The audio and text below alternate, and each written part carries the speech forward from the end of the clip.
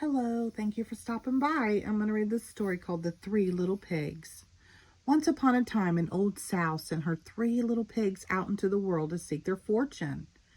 Now be sure to write, she said, and remember I love you. The first little pig met a man with a load of straw. I know, said the little pig.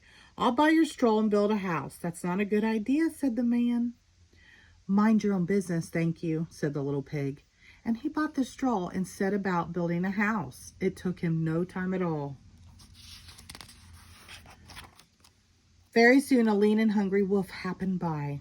Pig was just about his favorite food in the world. So he knocked on the door and said, little pig, let me come in. To which the little pig replied, no, no, no, not by the hair of my chinny chin chin. This annoyed the wolf to no end, and he said, then I'll huff and I'll puff and I'll blow your house in. Go right ahead, said the little pig. So the wolf huffed and he puffed and he blew the house in, and he gobbled up the little pig. The second little pig met a man with a load of sticks. I've got it, said the little pig. I'll buy those sticks and build a house. I'd think twice about that, said the man. Oh, pooh, said the little pig. What would you know? And he bought the sticks and went to work building a house. Very pretty, he said. No sooner had the little pig settled into his pretty house than the wolf happened by. He was still hungry, and he said, little pig, let me come in. To which the little pig replied, no, no, no, not by the hair of my chinny chin chin. The wolf didn't care for that at all, and he said, I'll huff and I'll puff and I'll blow your house in. Ha, ha, ha, said the little pig. So the wolf huffed and puffed and he blew the house in, and he gobbled up the little pig. Now the third little pig met a man with a load of bricks. These bricks will make a fine, sturdy house, said the man. Capital idea, my good fellow, said the little pig.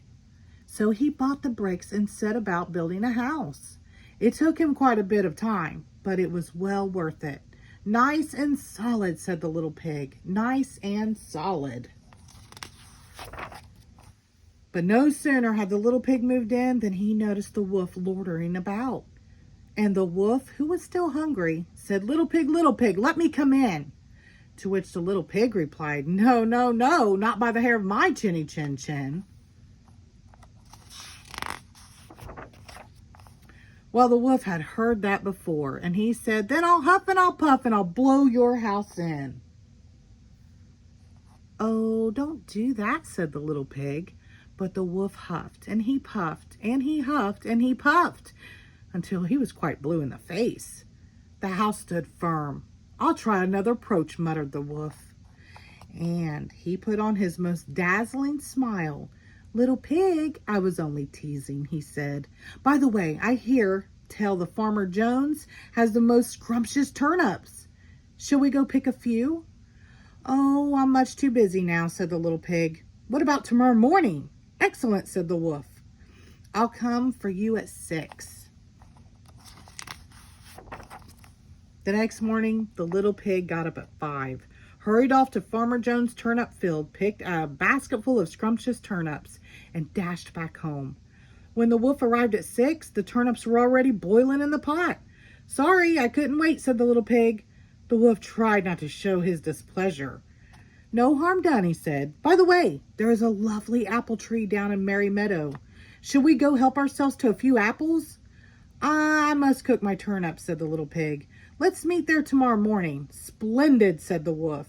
Shall we say at 5?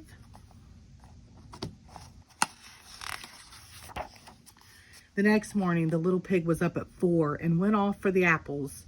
It took longer than he'd expected to reach Merry Meadow, and while busy gathering the apples in the highest tree, he saw the wolf approaching. Do try one of these, he called down, throwing an apple as far as he could. When the wolf chased after the apple, the little pig shimmied down the tree and made it safely home. The next day, the wolf came again. Really, he was quite put out. There's a fair today on Hog Hill, he said. Would you care to go? Why don't we meet there, said the little pig. Would 3 o'clock suit you? Colossal, said the wolf. 3 it is, just to make sure he would be there at 2.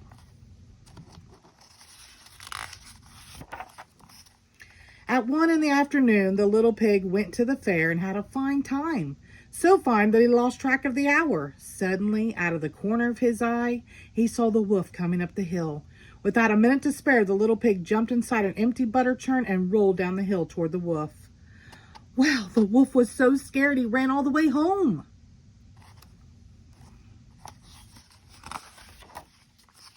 That evening, the wolf went to the little pig's house and told him how frightened he'd been by a great round thing that came down the hill. Frightened you, did I? Said the little pig.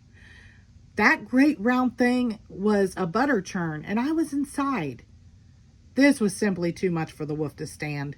I've been so nice long enough, he cried. I'm going to eat you right up now. And he climbed onto the roof. When the little pig saw this, he put a big iron pot in the fireplace and quickly stoked the fire. Here I come, cried the wolf, dinner time.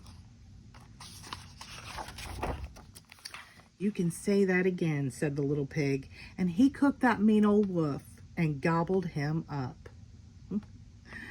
The end. Thank you.